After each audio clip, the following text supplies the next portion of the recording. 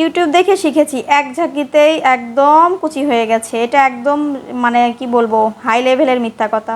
যাই হোক, hello guys, আসসালামু আলাইকুম। এই যে একটা ভিডিও করতেছিলাম, মানে রিলস ভিডিও বানানোর জন্য। তো এখানে আমি আজকে আলু ভাজি করব, আর আমার কাছে আলু ভাজি মোস্ট ফেভারিট একটা খাবার। আমার আলু ভাজি হলে আর কিছুই লাগে না। তবে হচ্ছে সবসময় আলু ভাজিটা আমি খাই না গ্যাস্ট্রিকের জন্য, কারণ আলু ভাজিতে কিন্তু একটু তেল বেশি না দিলে ভালো লাগে না। তো এখানে আমি সুন্দর করে একটু শুকনো মরিচ কেটে নিচ্ছিলাম। আর আমি সব কিছুতেই ভাজি পুরিতে একটু শুকনো মরিচ ফোড়ঙে দেই, তাহলে না অনেক সুন্দর স্মেল আসে। এই জন্য দেখা যায় ঝালের জন্য তো শুকনো মরিচ বেশি দেই না, কিন্তু একটা গন্ধ সুন্দর আসবে এই জন্যই আমি শুকনো মরিচ দিই।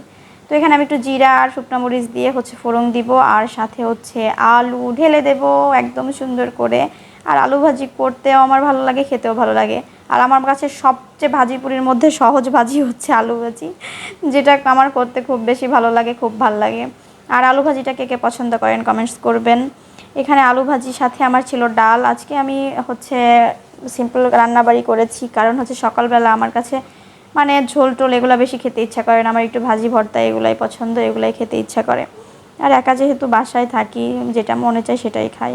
আর এই যে আরেকটা কথা বললাম না প্রথমে, ইউটিউব দেখে হচ্ছে এক ঝাঁকিতেই, এগুলো আসলে কিন্তু আমরা যারা হচ্ছে ভিডিও করি, ভ্লগ ভিডিও, তারা কিন্তু রিলস ভিডিওতে ভিউজের জন্যই বেশিরভাগ এমনি সুন্দর সুন্দর কথা লিখি, আবার অসুন্দরও কথা লিখি। অনেকেই আমাকে বলে যে তার মানে কি আপনি যে শাশুড়ির নামে এটা সেটা বলে, আপনার শাশুড়ি কি ভালো না? না, আলহামদুলিল্লাহ আমার শাশুড়ি ভালো।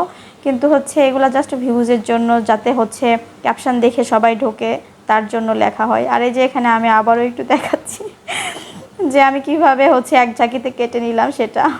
তো যাই হোক, ওটা মজা করে করেছিলাম। তো এই যে আমার আলু ভাজিটা কিন্তু সিদ্ধ হয়ে গেছে, আর নিচেও লাগা লাগা হয়েছে। আর আলু ভাজিটা কিন্তু হওয়ার আগে একটু লাগা লাগা হবে, আর এরকম পোড়া পোড়া ভাজি কিন্তু বেশি ভালো লাগে। আপনাদের কাছে কেমন লাগে জানাবেন। আর আমি কিন্তু এখানে চোচা সহ মানে ছাল সহ ভেজেছি, কারণ আমার কাছে মনে হয় ছাল খুলে ভেজলে একটু নরম হয়, মানে গুটি গুটি হয়ে যায়, এই জন্য আমি সবসময় ছাল সহ ভাজি। তো আমার আজকের আলু ভাজি এই পর্যন্তই। সবার কাছে কেমন লাগলো অবশ্যই কিন্তু কমেন্টস করে জানাবেন। আর ভালো থাকবেন সবাই, আমি এবং আমার পরিবারের জন্য সবাই দোয়া রাখবেন। আর এই যে দেখেন ফাইনালি আলু ভাজি, আমার এখনই আবার লোভ লাগতেছে যেহেতু ভয়েস ওভার দিচ্ছি পরে।